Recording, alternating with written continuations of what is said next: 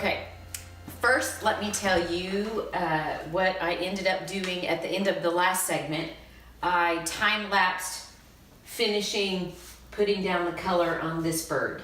So he is pretty much done in terms of that first layer. Tonight, I'm going to try and paint his beak, and I'm going to use this awesome bright pink to color her neck and body and her tail, and this lighter blue to paint the top of her body and some of her feathers.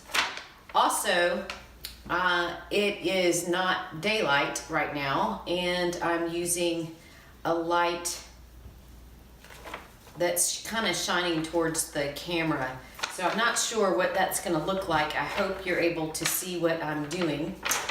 If not, I will rework it and might only have to paint during the daytime.